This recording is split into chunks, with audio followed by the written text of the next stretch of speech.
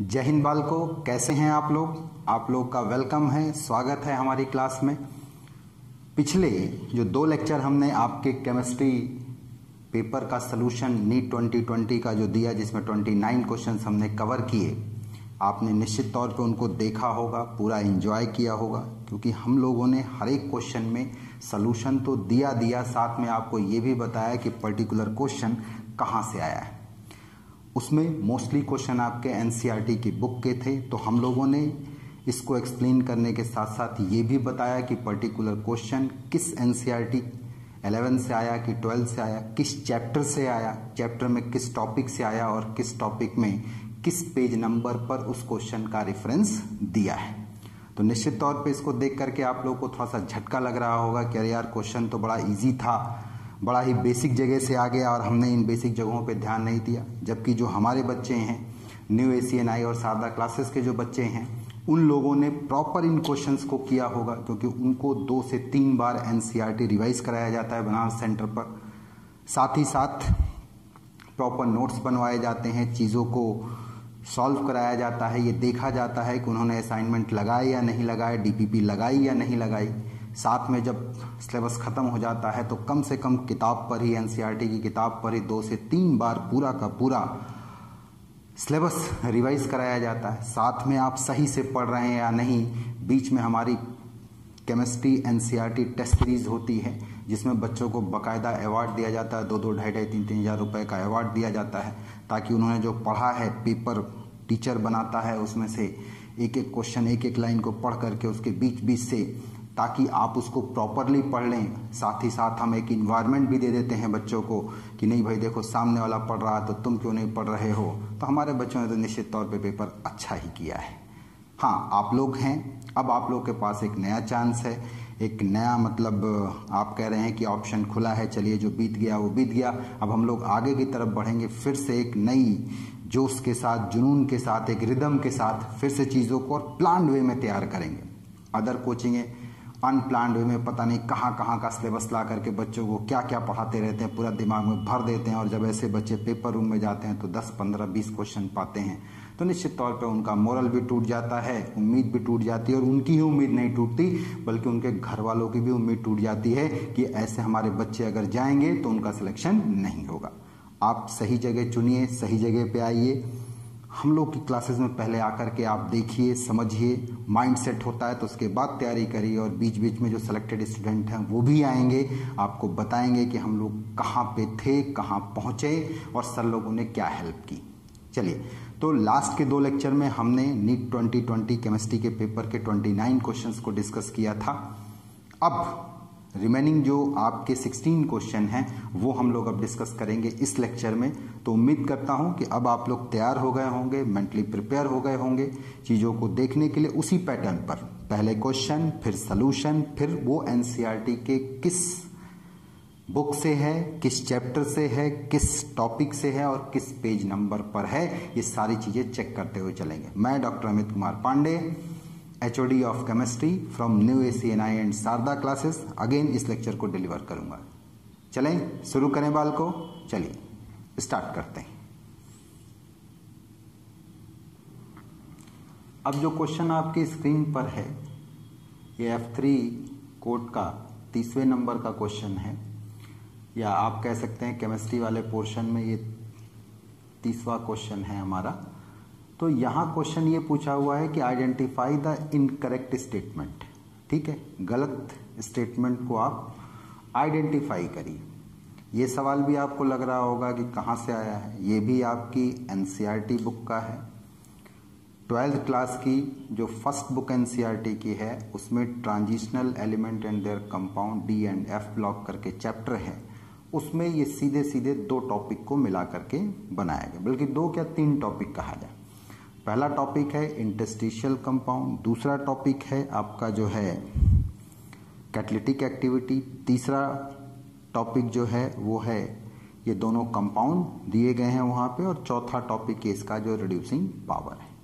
चलेगा, तो अगर आप इनको देखें तो पहला वाला बोलता है कि interstitial compound are those that are formed when small atom like hydrogen, carbon और nitrogen are trapped inside the crystal lattice of metal.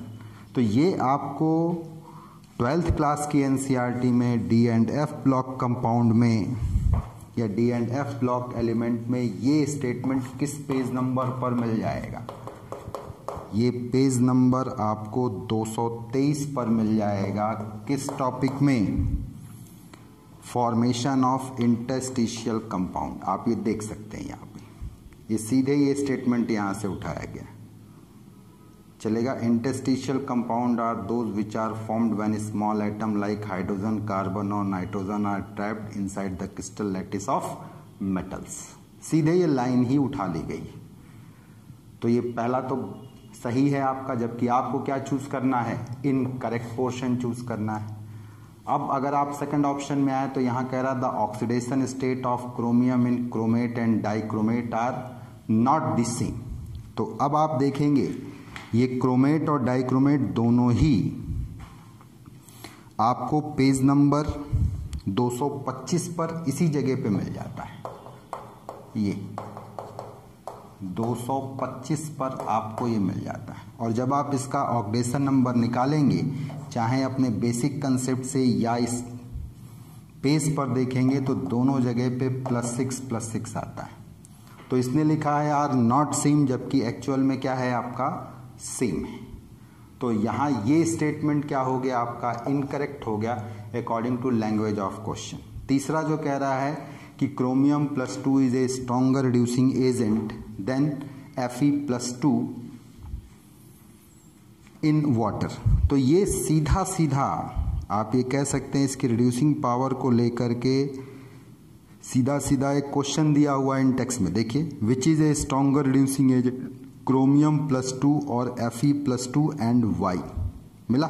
आप आएंगे एनसीईआरटी पेज नंबर 220 पर। पेज नंबर 220 पर इन टेक्स्ट में ये लाइन ही सीधे क्वेश्चन है। अब इसके बाद हम लोग आगे की तरफ बढ़ें तो जो लास्ट लाइन है कि transitional metal and there compound show catalytic activity due two variable oxidation number, तो ये भी आपको इसी पेज पर 223 नंबर पेज पर ही आपको कैटालिटिक प्रॉपर्टी करके दिया हुआ है। ये वहाँ से वेरीफाई हो जाएगा और ये सही स्टेटमेंट। तो आप देख रहे हैं कि पूरा का पूरा question D and F block element से लिया गया और पेज नंबर हमने मेंशन कर दिया। 12th एनसीईआरटी है ये, 12th क्लास की एनसीईआरटी है, फर्स्ट बुक है और इसमें अगर आप इन पेज नंबर को देखेंगे टॉपिक के साथ में तो आपको ये क्वेश्चन मिल जाएगा। चलेगा। चलिए बढ़ते हैं अगले क्वेश्चन की तरफ। अब जो क्वेश्चन आपकी स्क्रीन पर है ये भी कोई क्वेश्चन नहीं बल्कि आपकी एनसीईआरटी की टेक्स्ट बुक का डाटा है। पूछा है which of the following is a cationic detergent. तो जितने लोगों ने भी 12th क्लास में केमिस्ट्री इन एवरीडे लाइफ वाला चैप्टर पढ़ा है, चूंकि अपने यहाँ एनसीईआरटी रिवाइज कराई जाती है तो इस चैप्टर को, बायोमोलिक्यूल्स को, पॉलीमर को एनसीईआरटी पे 2 से 3 बार रिवाइज कराया गया है। तो उसमें सीधे सीधे देखने को मिल जाएगा। आप देख सकते हैं, आप सभी के पास एनसीईआरटी की बुक है। इस बुक में आप देखिए पेज नंबर 452 पर यहाँ पे डिटर्जेंट का क्लासिफिकेशन है। Anionic detergent, cationic detergent, non ionic detergent. Anionic detergent में sodium lauryl sulphate, sodium dodecyl benzene sulphonate, जबकि कैटायनिक डिटर्जेंट में सिटाइल ट्राइमिथाइल अमोनियम ब्रोमाइड। और नॉन आयनिक में ये आपका दिया हुआ है जब स्टेरिक एसिड पॉलीइथाइलिन ग्लाइकॉल के साथ रिएक्ट करता है। अब भैया इसमें से एक एग्जाम्पल पूछ लिया तो इससे आसान सवाल क्या हो सकता है? तो which is cationic? Cetyl trimethyl ammonium bromide. 12th class की एनसीईआरटी का सवाल है और 12th क्लास में कौन सी बुक ली गई है? सेकंड बुक ली गई है। कौन सा चैप्टर लिया गया है? Chemistry in everyday life. किस पेज नंबर पर है? किस पेज नंबर पर है? 452 पर। क्या टॉपिक है? Classification of detergent. चलेगा। चलिए बढ़ते हैं अगले सवाल की तरफ। अब जो क्वेश्चन आपकी स्क्रीन पर है ये भी बड़ा इजी क्वेश्चन है, एनसीईआरटी का क्वेश्चन है, आपकी टेक्स्ट बुक का क्वेश्चन है। क्वेश्चन ये पूछ रहा है कि the correct option for free expansion, ठीक है, फ्री एक्सपेंशन मतलब एक्सटर्नल फोर्स क्या है आपका, 0 है। ये जो फ्री एक्सपेंशन है, ये free expansion of an ideal gas under adiabatic condition is. तो ऐसी स्थिति में एडियाबेटिक अगर कंडीशन है तो हीट चेंज बहुत तेज होता है, इतना फास्ट, मतलब आप कहें ये प्रोसेस इतनी फास्ट होती है कि हीट चेंज जो आता है वो 0 आता है। इस बात पे तो हम कंफर्म हो गए। तो Q का वैल्यू तो 0 दिख रहा है। इसके बाद फ्री एक्सपेंशन है तो वर्क डन 0 होगा, ये 0 होगा, चलेगा। और जब ये 0 हो गया, इधर ये 0 है, इधर ये 0 है, तो फिर डेल्टा U 0 आएगा। और डेल्टा U अगर 0 आ रहा है तो इसका मतलब टेम्परेचर कांस्टेंट है, तो चेंज इन टेम्परेचर फिर क्या होगा आपका, 0 होगा। यानी विच option is correct, third option is correct. अब सवाल ये आता है, ये सवाल पूछा कहाँ गया है, तो मैं कहता हूं कि ये सवाल फर्स्ट लॉ ऑफ थर्मोडायनेमिक के एप्लीकेशन पर है और ये एनसीईआरटी की टेक्स्ट बुक से पूछा गया है। अगर आप 11th क्लास की एनसीईआरटी देखें, 11th क्लास की एनसीईआरटी, कौन सी बुक, फर्स्ट बुक, कौन सा चैप्टर, थर्मोडायनेमिक्स। इस चैप्टर में अगर आप एक्सरसाइज में आए, एक्सरसाइज में आए तो देखें ये क्वेश्चन दिया हुआ है यहां पर 6.2 for the process to occur under adiabatic condition the correct condition is. ये तो इन्हीं चीज़ों को एक बार वो फिर पूछने की कोशिश करा, लेकिन उसने एक शब्द इसमें ऐड कर दिया, थोड़ा सा मैनिपुलेशन कर दिया इस क्वेश्चन में। साथ में क्या चीज़ ऐड किया है, फ्री एक्सपेंशन को ऐड किया है, चलेगा। तो अगर हम इस क्वेश्चन को सिमिलर बताएं तो एक्सरसाइज में मौजूद 6.2 क्वेश्चन है और किस पेज नंबर पे आपको ये मिल रहा है, 182 पर।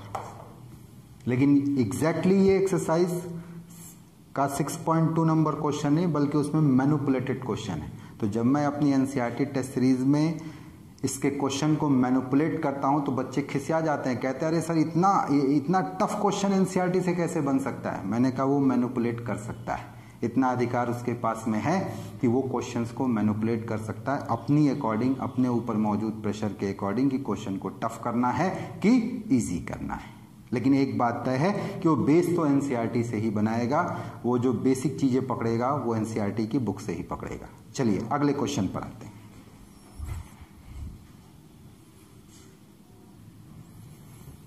अब जो क्वेश्चन आपकी स्क्रीन पर है ये भी इलेक्ट्रोकेमिस्ट्री वाले चैप्टर से लिया गया है आपका। इसमें पूछा हुआ है कि on electrolysis of dilute sulphuric acid. ये शब्द इसने इसलिए दिया है क्योंकि सल्फ्यूरिक एसिड की इलेक्ट्रोलिसिस दो प्रकार से आपकी एनसीईआरटी में दिखाई गई है, एक डाइल्यूट और दूसरा कंसंट्रेटेड। जब डाइल्यूट एसिड लेके चलते हैं तो एनोड पर ऑक्सीजन निकलती है और जब कंसंट्रेटेड लेकर के चलते हैं तो एनोड पर बनता है परऑक्सी डाइसल्फेट एनायन। चलेगा, कैसे है अभी मैं आपको ये आपकी टेक्स्ट बुक में दिखा दूंगा, लेकिन यहाँ पे कैसे आएगा तो आप देख सकते हैं डाइल्यूट H2SO4 की अगर बात की जा रही है तो केमिकली ये दो कंपाउंड है, एक वाटर एज ए सॉल्वेंट जिसकी वजह से डाइल्यूशन है और दूसरा H2SO4 जो कि सल्यूट का काम कर रहा है। तो यहाँ प्रैक्टिकली जो आयन मौजूद होंगे, वाटर से मौजूद होगा H+ और OH- और सल्फ्यूरिक एसिड से मौजूद होगा H+ और बाइसल्फेट एनायन, ऐसे चलेगा। अब अगर हम इलेक्ट्रोड की बात कर लें, कैथोड और एनोड की बात कर लें, तो वहाँ पर जो चार्ज मौजूद होता है कैथोड इलेक्ट्रोलिसिस में निगेटिवली चार्ज होता है और एनोड जो होता है वो पॉजिटिवली चार्ज होता है। हाँ, इलेक्ट्रोलाइटिक सेल में एनोड और ये कैथोड, इसको आप पॉजिटिवली चार्ज रखेंगे और इसको आप नेगेटिवली चार्ज रखेंगे इलेक्ट्रोलिसिस के दौरान। अब अपोजिट चार्ज वाला आयन इलेक्ट्रोड पर जाता है, जैसे जो नेगेटिव आयन है ये अप्रोच करेंगे एनोड को और पॉजिटिव आयन जो हैं वो अप्रोच करेंगे कैथोड को। तो इसलिए उसने पूछा नहीं, क्योंकि कैथोड पर एक ही तरीके का आयन डिस्चार्ज होने के लिए है, तो हमेशा H+ आयन जब डिस्चार्ज होगा तो हाइड्रोजन गैस निकलेगी।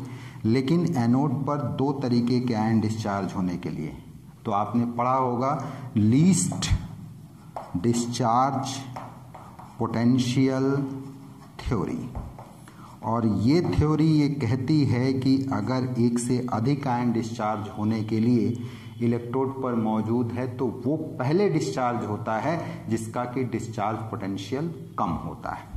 तो यहाँ पर OH- और बाइसल्फेट आयन में OH- का डिस्चार्ज पोटेंशियल कम है, इसलिए ये एनोड पर जाकर के डिस्चार्ज होगा और बाइसल्फेट डिस्चार्ज नहीं होगा अगर हम डाइल्यूट लेके चल रहे हैं तो अब अगर OH- डिस्चार्ज होगा तो कैसे डिस्चार्ज होगा?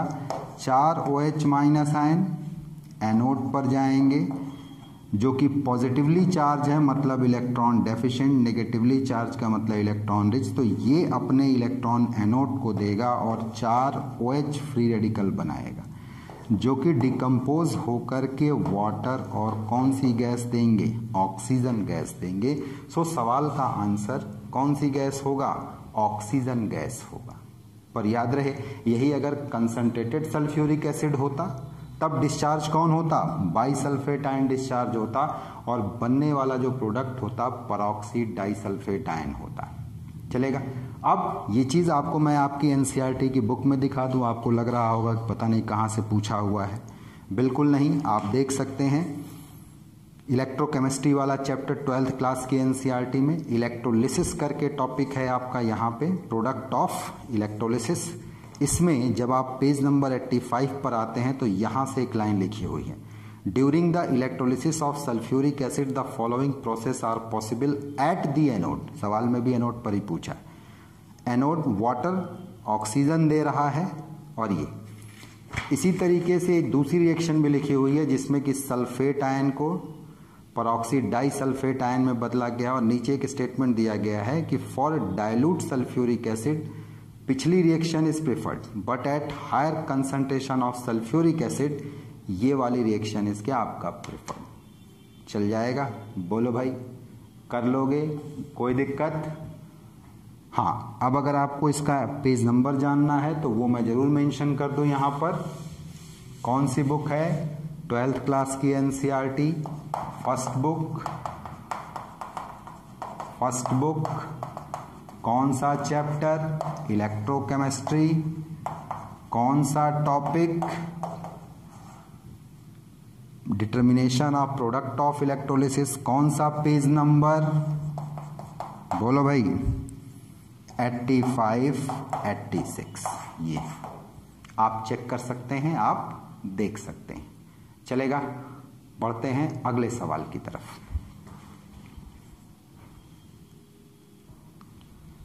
अब अगर इस क्वेश्चन को आप स्क्रीन पर देखें तो ये क्वेश्चन भी आपकी टेक्स्ट बुक से लिया गया है और एक ही चैप्टर से है, वो है मेटलर्जी से। क्वेश्चन ये है कि identify the correct statement from the following, और 4 ऑप्शन दिए हैं, आपको इसमें से करेक्ट बताना है। चलिए भाई, पहला है कि vapour phase refining is carried out for निकल बाय वॉन आर्कल मेथड। तो ये तो गलत बात लिखी है। वॉन आर्कल मेथड अगर है भी तो ये टाइटेनियम और जर्कोनियम के लिए, और निकल के लिए जो वेपर फेज रिफाइनिंग चलता है उसको मोन्स प्रोसेस बोलते हैं। तो ये तो लाइन ही गड़बड़ लिखी गई है। दूसरा कह रहा है कि pig iron can be moulded into A variety of shape. सही बात है, ये सही बात है। फिर इसने कहा है कि wrought iron is impure iron with 4% of carbon. तो 4% कार्बन तो पिग आयरन में होता है, रॉट में कहाँ इतना मौजूद होता है, ये भी गलत है। चौथा ऑप्शन कह रहा है कि blister copper has blistered appearance due to evolution of CO2। भैया इसमें CO2 नहीं, कौन सी गैस निकलती है? SO2, क्योंकि Cu2S ऑक्सीडाइज जब होगा तो कौन सी गैस देगा? SO2 गैस देगा। तो ये भी गड़बड़ है। तो इन चारों में सबसे ज्यादा करेक्ट कौन सा है? वो सेकंड वाला। बाकी ये चारों स्टेटमेंट हम आपकी 12th क्लास की एनसीईआरटी में जो 12th क्लास की एनसीईआरटी है, फर्स्ट बुक जो है उसमें मेटलर्जी वाले चैप्टर में हम कंफर्म कर सकते हैं। अब आपके पास भी एनसीईआरटी का बुक होगा। सबसे पहले आप आएंगे 12th क्लास की एनसीईआरटी की फर्स्ट बुक में पेज नंबर 156 पर।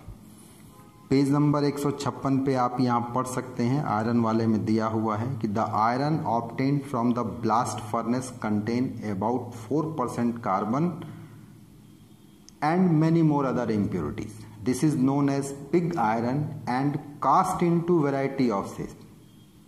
चलेगा? तो पिग आयरन को हम वैरायटी ऑफ शेप में कास्ट कर सकते हैं। ये लाइन मिल गई हमको यहाँ पर। इसके बाद इसने रॉट आयरन की बात की है, तो यहां पर इसने बोला है रॉट आयरन और malleable iron is the purest form of commercial iron and is prepared from cast iron by oxidising impurity in a reversible furnace lined with haematite. This haematite oxidise carbon to carbon monoxide. तो जब इसके अंदर का carbon oxidise कर दिया जाएगा तो wrought iron में बचेगा कहाँ, इसलिए दूसरा वेरीफाई हो गया। तो आपने पहला वाला जो ये दूसरा स्टेटमेंट जो है वेरीफाई किया किस पेज नंबर पर, 156 नंबर पर। यही इसी में ही मिल गया दूसरा वाला भी।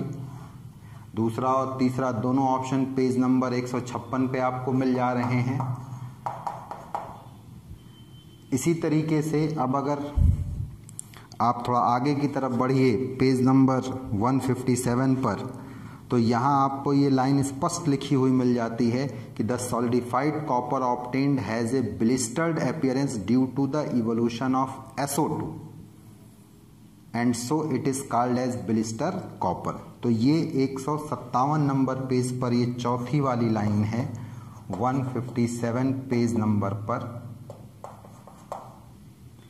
और अब आ जाते हैं हम लोग पहली लाइन, जो कहाँ से कंफर्म किया गया है वो आप देख सकते हैं पेज नंबर 160 पर। वेपर फेज रिफाइनिंग बताया गया है और इसमें दो प्रोसेस का जिक्र है, एक mould process for refining of निकल, जबकि ये कह रहे हैं कि निकल जो होता है वॉन आर्कल प्रोसेस से रिफाइन किया जाएगा, जबकि वॉन आर्कल प्रोसेस किसके लिए रिफाइनिंग के लिए, जर्कोनियम और टाइटेनियम। तो ये बात, ये लाइन हमने पेज नंबर 160 पे कंफर्म की है। किस एनसीईआरटी में, 12th क्लास की फर्स्ट बुक, किस चैप्टर में, मेटलर्जी। चल जाएगा। चलिए बढ़ते हैं अगले क्वेश्चन की तरफ। अब आपके सामने स्क्रीन पर दो क्वेश्चन है, 35 और 36। क्वेश्चन नंबर 35 डाटा है, और खास तौर से चूंकि अगर ये मेडिकल का पेपर है, नीट वालों का पेपर है, तो वो ये डाटा दोनों जगहों पे पा जाते हैं, बायोलॉजी में भी और केमिस्ट्री में भी। पूछा है कि which of the following is a basic amino acid. खूब रट्टा मार रखा है कि भाई एमिनो एसिड का क्लासिफिकेशन उसमें मौजूद कार्बोक्सिलिक और एमिनो ग्रुप की संख्या के आधार पर होता है। जिसमें कार्बोक्सिलिक ग्रुप ज़्यादा संख्या में होते हैं वो एसिडिक होते हैं, जिसमें एमिनो ग्रुप ज़्यादा संख्या में होते हैं वो बेसिक, और जिनमें दोनों सेम होते हैं वो कैसे होते हैं, आपका न्यूट्रल। तो बाई स्ट्रक्चर अगर आप देखेंगे तो टायरोसिन, सीरीन और एलनीन, इनमें NH2 और कार्बोक्सिलिक ग्रुप सेम है, लेकिन लाइसिन में 2 NH2 ग्रुप है और 1 कार्बोक्सिलिक ग्रुप है, इसलिए ये कैसा होगा, बेसिक स्ट्रक्चर। तो मैंने क्लासरूम में इन सबके स्ट्रक्चर रटवाए थे, क्योंकि लास्ट ईयर IIT JEE में मेंस में इससे सीधे सीधे क्वेश्चन पूछ लिया गया था, एडवांस में पूछ लिया गया था। बड़ा बवाल हुआ था कि सर अब क्या स्ट्रक्चर से भी सवाल आएगा। भैया आ चुका है, तो नीट ने इस बार पूछ दिया, तो कोई बहुत बड़ा बवाल नहीं है। अब ये कहाँ मिलेगा, ये आप देख सकते हैं। ये स्ट्रक्चर आप यहाँ से कंफर्म कर सकते हैं, इस जगह से आप देख सकते हैं। अगर आप टायरोसिन की बात करें तो ये है आपका टायरोसिन, देख सकते हैं यहाँ पर OH है, बाकी ना कार्बोक्सिलिक ना NH2, एल्किल ग्रुप के रूप में दिखा रहा है। इसी तरीके से लाइसिन में अगर आप आ जाएं तो देखें एक NH2 ग्रुप आपको मिल रहा है। सीरीन में आप आ जाएं, देखें कोई भी NH2 ग्रुप नहीं मिल रहा। एलनीन में आ जाएं तो कोई भी नहीं मिल रहा, बल्कि मेथिल मिल रहा है। तो किस पेज नंबर पर है आपका ये एनसीईआरटी कहाँ की? 12th क्लास की। कौन सी बुक? Second book. कौन सा चैप्टर? बायोमॉलिक्यूल्स। कौन सा पेज नंबर? बोलो भाई, इस सवाल के लिए कौन सा पेज नंबर है? पेज नंबर 412, 413 चल जाएगा। अब अगले क्वेश्चन की तरफ आते हैं जो 36 नंबर क्वेश्चन है। Which of the following alkane can not be made in good yield by Wurtz reaction? तो वुड्स रिएक्शन में हम लोगों ने पढ़ रखा है कि वुड्स रिएक्शन से इवन कार्बन वाले सिमेट्रिकल एल्केन बनाए जा सकते हैं, ऑड कार्बन वाले या अनसिमेट्रिकल एल्केन का फॉर्मेशन नहीं होता। तो अब यहाँ पर 7 कार्बन है ऑड नंबर, 4 कार्बन है इवन नंबर, 6 कार्बन है इवन नंबर, यहाँ पर भी 4 रूट वर्ड में और 2 चेन के रूप में यानी 6 कार्बन। तो ये 3 इवन कार्बन वाले हो गए, ये ऑड कार्बन वाला हो गया, यानी ये नहीं बनेगा। ये मिला कहाँ से हमको? आपकी ये भी एनसीईआरटी में दिया हुआ, लेकिन अब कौन सी एनसीईआरटी? 11th क्लास की एनसीईआरटी। कौन सी बुक? Second book. कौन सा चैप्टर? हाइड्रोकार्बन। कौन सा पेज नंबर? अगर आप पेज नंबर की बात करेंगे 371, पेज नंबर 371। आप देख सकते हैं यहाँ ये टॉपिक दिया गया है एल्केन के प्रिपरेशन का कि alkyl halide on treatment with sodium metal in dry ether free from moisture solution gives higher alkanes. This reaction is known as Wurtz reaction. अब यहीं से बात इंपॉर्टेंट हो जाती है। And is use for the preparation of higher alkanes containing even number of carbon atom. तो ये odd number का था इसलिए छट गया, इसको नहीं बना सकते, गुड यील्ड में नहीं मिलेगा, बाकी गुड यील्ड में मिल जाएंगे। चलेगा, बढ़ते हैं अगले क्वेश्चन की तरफ। अब जो क्वेश्चन आपकी स्क्रीन पर है बड़ा इंटरेस्टिंग क्वेश्चन है, और ये क्वेश्चन जब मैंने अपनी एनसीईआरटी टेस्ट सीरीज में पूछा इस टाइप का क्वेश्चन, तो पूरी क्लास ने बवाल खड़ा कर दिया कि सर ऐसा क्वेश्चन कोई पूछता है आज के ज़माने में? ये तो लग रहा है आप 1987 का क्वेश्चन पूछ रहे हैं। आपकी नीट ने बाल को आप देख लीजिए, ये क्वेश्चन पूछा है, और ये बहुत अलग जगह से नहीं पूछा है, आपकी टेक्स्ट बुक से ही पूछा है, और इसी टेक्स्ट बुक से हमने आपके टेस्ट पेपर सेट किए थे। तो देखिए ये क्वेश्चन आज यहाँ से आपको मिल गया। पूछा आइडेंटिफाई द इनकरेक्ट मैच। ठीक है, यहाँ पे एलिमेंट का नाम दिया है और यहाँ पे इसके ऑफिशियल नेम दिए। जैसे यहाँ आप देखिए अन, नील, अन, तो 101 की बात कर रहा। अन मतलब 1, नील मतलब 0, फिर 101। अन नील ट्रियम 103 की बात कर रहा। अन नील हेक्स 106 की बात कर रहा है, और अन 111 की बात कर रहा है। चलेगा। अब आप अपनी एनसीईआरटी में देख सकते हैं classification of element and periodicity in property में एक टेबल दिया है 3.5 करके। उसमें एलिमेंट का IUPAC नेम, उसका सिंबल, उसका एटॉमिक नंबर और उसके IUPAC ऑफिशियल नेम दिया हुआ है। चलेगा, तो अब चेक करिए 101 अन नील अन और इसका नाम है मेंडेलिवियम। सही है, मुझे तो गलत छांटना है। अब आइए 103 पर अन नील ट्रियम मिला और इसका नाम है लॉरेंसियम, ये भी सही निकल गया। अब आइए 106 पर अन नील हेक्सियम पर और इसका नाम है सेबोर्गियम, ये भी सही निकल गया। अब आइए 111 पे, 111 पर है अन और इसका IUPAC ऑफिशियल नेम है रॉन्टेजीनियम। तो जिस बच्चे ने ये टेस्ट सीरीज दी है और इस तरीके से क्वेश्चन से उनको गुजारा गया है वो तो इसके आंसर तक पहुंचेंगे, अदरवाइज बाकी जनता केवल गाना गाएगी। तो तो कौन सा इनकरेक्ट मैच है? चौथा वाला। क्या होना चाहिए था करेक्ट होने के लिए? चौथे वाले में करेक्ट होने के लिए क्या होना चाहिए था आपका? रोंटेजिनियम होना चाहिए था। यानी कि अगर हम ऑप्शन देखें तो ए का फर्स्ट है सही, बी का सेकंड है सही, सी का थर्ड है सही, लेकिन डी का फोर्थ सही नहीं है। तो यहाँ कौन सा ऑप्शन टिक करेंगे? Second option. तो ये सवाल आपकी किस बुक का हुआ? एनसीईआरटी। आप लोग देखते जाइएगा, रिकॉर्ड करते जाइएगा। चूंकि हम लोगों ने वर्क किया हुआ है इसलिए हमें एक एक क्वेश्चन का आइडिया है कि कहाँ से कौन सा क्वेश्चन पूछा गया। NCERT 11th class first book, और कौन सा chapter? Classification of element and periodicity in properties. किस पेज नंबर का ये क्वेश्चन है? पेज नंबर आपका 77, और यहाँ एक टेबल दी हुई है, टेबल दी हुई है 3.5। टेबल 3.5 का ये डायरेक्ट क्वेश्चन है। इससे ज़्यादा करीब कोई टीचर नहीं ले जा सकता है जितना कि CNI और शारदा क्लासेस टीम के मेंबर्स जो है आपको क्वेश्चन के करीब तक लेकर के आए हैं। ठीक है, चलिए पढ़ते हैं अगले क्वेश्चन की तरफ।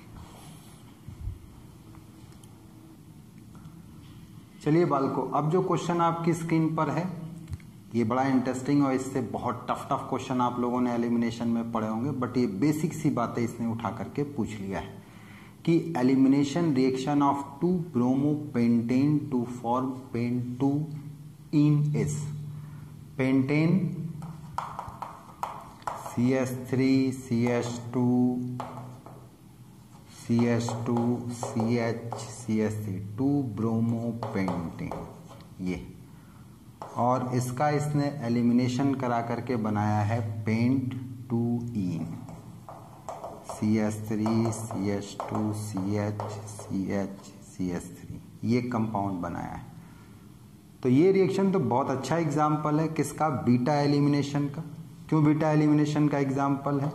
ये अल्फा कार्बन, ये बीटा, तो अल्फा से लिविंग ग्रुप और बीटा से हाइड्रोजन निकलता है और अल्फा बीटा के बीच में पाई बॉन्ड बनता है, तो ये बीटा एलिमिनेशन कहलाता है। सही है। Follow Saytzeff rule. तो ये जो जेटसेफ शब्द है आमतौर पे पूरी कोचिंग इंडस्ट्री में या आप कह सकते हैं स्कूल के लेवल पर ये देखने को नहीं मिलता। ये फेमस है सेटजैफ रूल के नाम से, लेकिन मैंने अपने लेक्चर में जेटसेफ शब्द इस्तेमाल किया था। सेटजेफ इनका कॉमन नेम है, अलेक्जेंडर जेटसेफ इनका वास्तविक नाम था कि अगर आपको बीटा हाइड्रोजन निकालनी है तो उस कार्बन से निकालिए जिस पर हाइड्रोजन की संख्या कम है, ताकि हम ज़्यादा स्टेबल क्या बना सकें? आपका एल्कीन को बना सकें। ये स्टेटमेंट था किसका? आपका सेटजेफ साहब का, जो कि इनका कॉमन नेम है, घर का नाम है, इनका वास्तविक नेम अलेक्जेंडर जेटसेफ करके। इसीलिए यहाँ पे इसने बड़ी चतुराई से एक शब्द इस्तेमाल कर लिया है, जेटसेफ रूल। अभी मैं आपको दिखाऊंगा एनसीईआरटी में कहाँ लिखा है। तीसरा है डीहाइड्रोहैलोजिनेशन। सही बात है, हैलोजन और हाइड्रोजन निकल रहा है, तो ये तीनों बातें सही हैं। लास्ट में लिखा है डीहाइड्रेशन रिएक्शन, तो भैया इसमें वाटर निकला नहीं है इसलिए ये गलत है। तो कौन सा ऑप्शन हमें चूज करना चाहिए? ए, बी और क्या आपका सी, ये वाला। तो क्या ये क्वेश्चन कहीं बाहर का है? बिल्कुल नहीं बालको, ये आपकी एनसीईआरटी का क्वेश्चन है। 12th क्लास के एनसीईआरटी चैप्टर है एल्किल और एरिल हैलाइड। अब अगर मैं डिस्कस करूं तो ये एनसीईआरटी में है। कौन सी क्लास का? 12th क्लास का। किस बुक का? सेकंड बुक का। किस चैप्टर का? एल्किल और एरिलाइड वाले चैप्टर का। किस पेज नंबर पर है ये? हाँ, ये इंपॉर्टेंट है, किस पेज नंबर पर है। तो आप देख सकते हैं यहाँ पेज नंबर है आपका 301, पेज नंबर 301। ये यहाँ पर आप देख सकते हैं। यहाँ ये टर्म आपको मिलेगा if there is a possibility of formation of more than one alkene due to availability of more than one beta hydrogen atom, usually one alkene is formed as major product. These form part of pattern first observed by Russian chemist Alexander Jetsev. फिर bracket में लिखा है also pronounced as Sergeyev, who in 1875 formulated a rule which can be summarized as: in dehydrohalogenation reaction, the preferred product is that alkene which has the greater number of alkyl group attached to the doubly bonded carbon atom. और जितने ज़्यादा alkyl group होंगे hydrogen atom की संख्या उतनी कम होगी। यहाँ पर आप देख सकते हैं इसी एग्जाम्पल को लिया है जो इसने यहाँ पे पूछा है। 2 ब्रोमोपेंटेन से पेंटीन 1 19% और पेंट 2 इन 81% बनाया है और इसी को लेकर के क्वेश्चन फ्रेम किया था। चल जाएगा, कोई दिक्कत। बढ़ते हैं अगले क्वेश्चन की तरफ। अब जो क्वेश्चन आपकी स्क्रीन पर दिया हुआ है ये क्वेश्चन बहुत ही इजी क्वेश्चन है, फॉर्मूला बेस्ड क्वेश्चन है।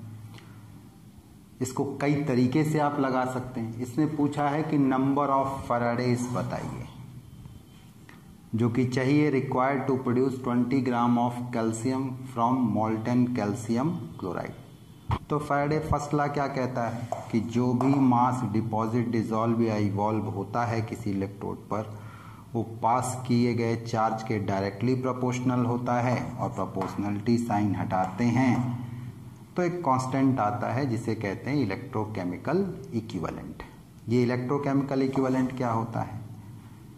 1 कूलाम इलेक्ट्रिसिटी को पास करने पर जो भी मास डिपॉजिट डिसॉल्व या इवॉल्व होता है उसकी वैल्यू इलेक्ट्रोकेमिकल इक्विवेलेंट कहलाती है। और फॉर्मूलों में सिखाया गया है कि इलेक्ट्रोकेमिकल इक्विवेलेंट वेट बटे 96,500 के बराबर आता है। ये ग्राम में, ये कूलाम में, यही ना। तो बस कितना मास डिपॉजिट करना चाहते हो कैल्शियम का? 20 ग्राम।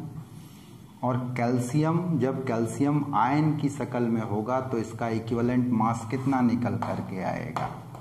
इसका मोलर मास बटे इसका वैलेंसी फैक्टर कितना आपका 2, यानी 40 बटे 2, यानी कितना हो गया 20 बटे 96,500 गुणे क्यू। तो 20 से 20 कैंसिल तो Q is equal to 96,500 coulomb आया कि नहीं? और ये वैल्यू किसके बराबर होती है? 1 फैराडे के। तो विच option is correct for that question? Third option. अब आप ये कहेंगे कि सर ये सवाल, अरे भैया ये भी क्वेश्चन आपकी एनसीईआरटी का एक्सरसाइज से सीधा सीधा उठा करके इसने पूछ लिया। आपने अगर अपनी एनसीईआरटी बुक में इलेक्ट्रोकेमिस्ट्री की एक्सरसाइज बनाई है तो आप इस क्वेश्चन तक सीधे पहुंच गए। तो इस क्वेश्चन के अगर सोर्स की बात की जाए तो मैं फिर कहूंगा कि ये क्वेश्चन कहाँ से है? 12th NCERT. कौन सी बुक? First book. कौन सा चैप्टर? इलेक्ट्रोकेमिस्ट्री। कौन सा टॉपिक? एक्सरसाइज।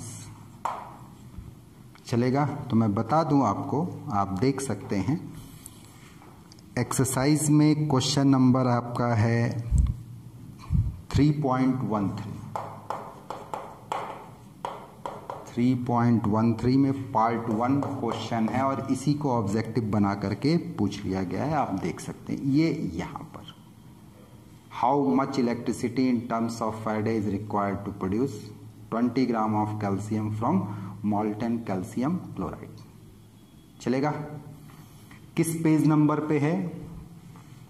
92। अब इससे ज्यादा कोई क्या डिस्कशन कर सकता है? इससे ज्यादा कोई आपको कहां तक पहुंचा सकता है? लेकिन हमारे सेंटर पर बच्चों को इन क्वेश्चंस के करीब तक ले जाया गया है, रिवाइज कराया गया है, पढ़ाया गया है, बताया गया है। चलेगा? बात को अब अगले क्वेश्चन की तरफ लेकर के चलते हैं। चलिए नेक्स्ट क्वेश्चन की तरफ। अब जो क्वेश्चन आपके सामने है ये मोल कंसेप्ट का क्वेश्चन है, some basic concept of chemistry से इसको लिया गया है। पूछता है कि which of the following has maximum number of atoms, और ये 4 ऑप्शन दिए। तो किसी भी मैटर में एटम निकालने के लिए सबसे पहले मैटर का मोल बनाना पड़ता है, फिर मैटर के मोल से मैटर बनाने वाले पार्टिकल की संख्या निकालनी पड़ती है और फिर पार्टिकल की संख्या निकालने के बाद एक पार्टिकल में कितने एटम मौजूद हैं अगर उससे गुणा कर दिया जाए तो एटम की संख्या मिल जाती है। हमारे पास यूं कहें कि एक बेसिक फॉर्मूला है नंबर ऑफ एटम्स को निकालने का कि अगर मास दिया है तो मोलर मास से आप डिवाइड करिए, मोलर मास से आप ग्राम में डिवाइड करिए और एवोगाड्रो नंबर से मल्टीप्लाई कर दो, पार्टिकल मिल जाएगा। फिर number of atom in one molecule या पार्टिकल जो भी है उससे गुणा कर दीजिए, आपको एटम की संख्या मिल जाएगी। चलेगा। अब अगर हम इसी कैलकुलेशन को करें, यहां पर एटॉमिक वेट तो आप लोग को याद ही होगा, इसी कैलकुलेशन को अगर हम यहां पर करें तो बिल्कुल क्लियर हो जाएगा। अब अगर हमें यहां ऑक्सीजन एटम की संख्या निकालनी तो कितना मास दिया है 1 ग्राम, लेकिन O2 है तो मोलर मास 32 गुणे एवोगाड्रो नंबर और एक मॉलिक्यूल में कितने ऑक्सीजन के एटम 2।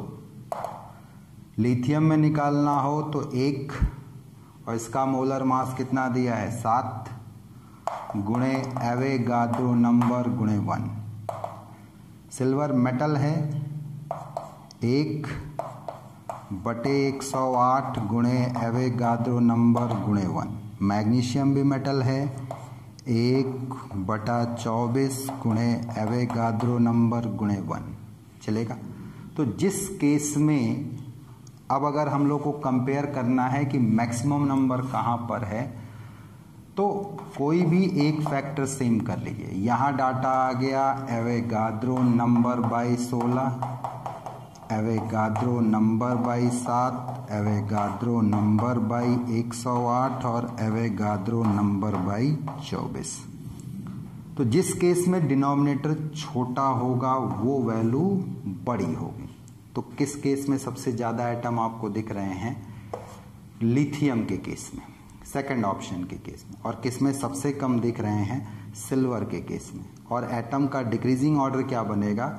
सबसे ज़्यादा लिथियम वाले में, फिर आपको मिलेगा इसके बाद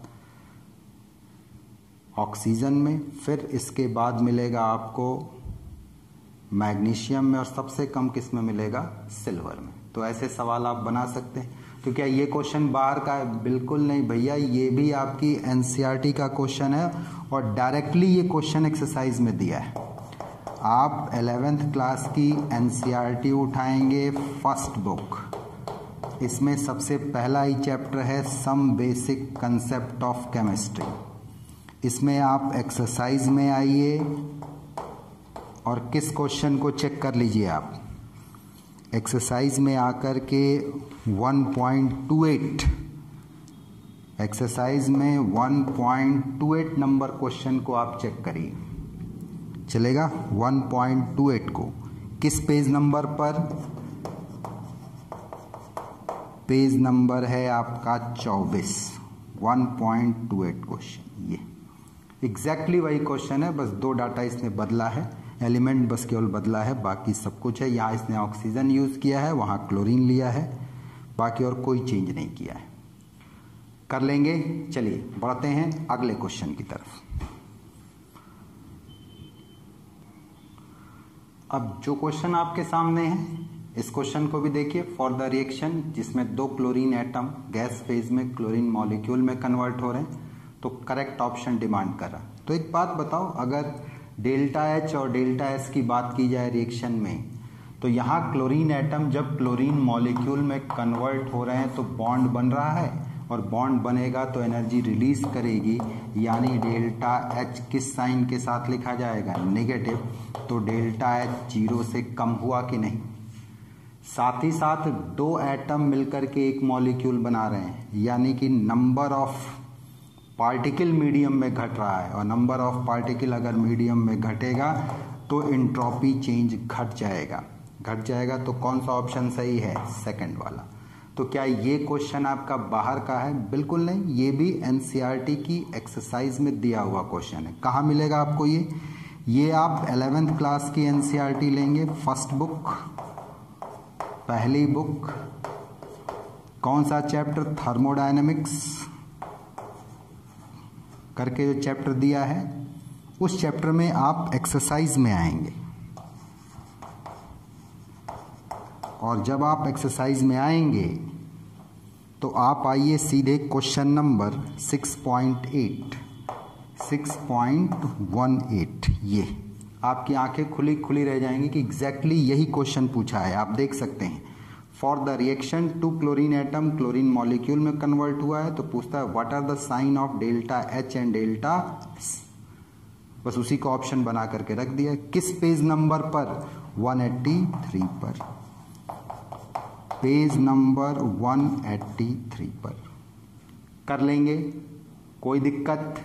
चलिए पढ़ते हैं अगले सवाल की तरफ। अब जो क्वेश्चन आपकी स्क्रीन पर है ये भी बहुत ही आसान क्वेश्चन है।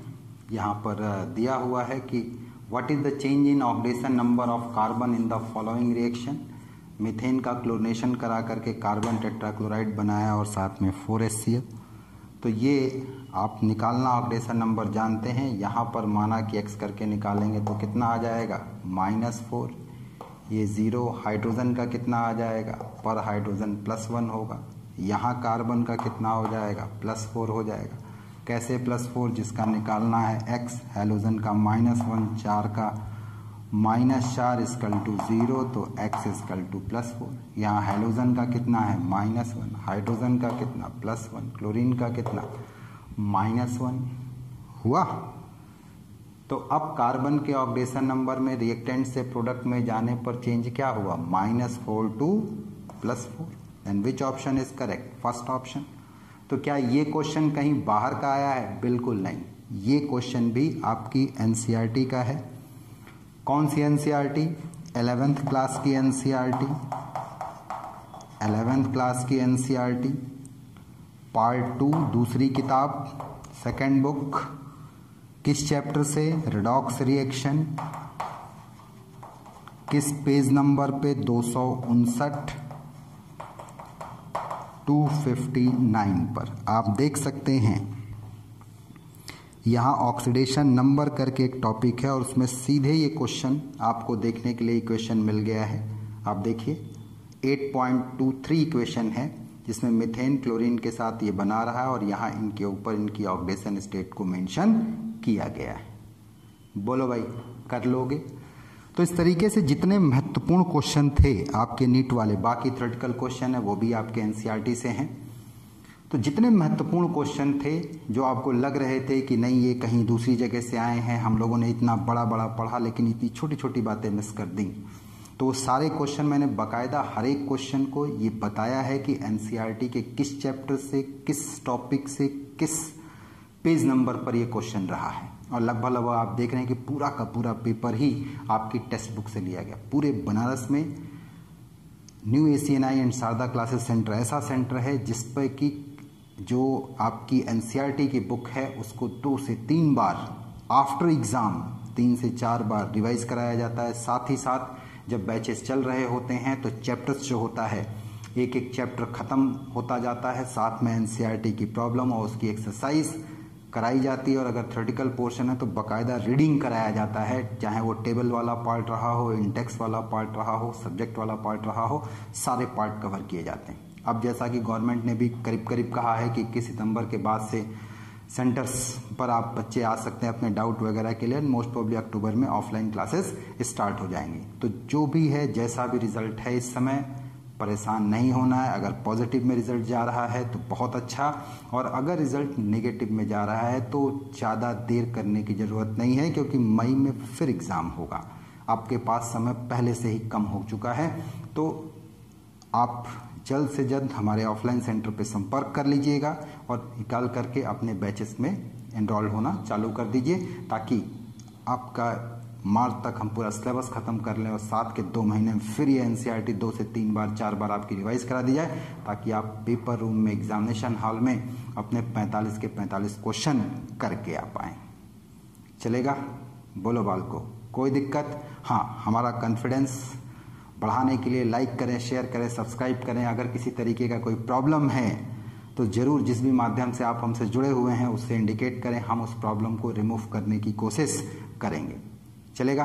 बार बार गलतियां नहीं करें, बहुत दूर जा कर के बड़े ही इंस्टीट्यूशन में बड़े बड़े स्टडी मटेरियल सॉल्व करके अगर लास्ट में आपको यही मिल रहा है कि हमारे पेपर रूम में क्वेश्चन नहीं बन रहे हैं तो उनका कोई मतलब नहीं है। आप अपने टीचरों पे भरोसा करिए, आप हम पे भरोसा करिए और साल भर हमारे साथ लग करके तैयारी करिए।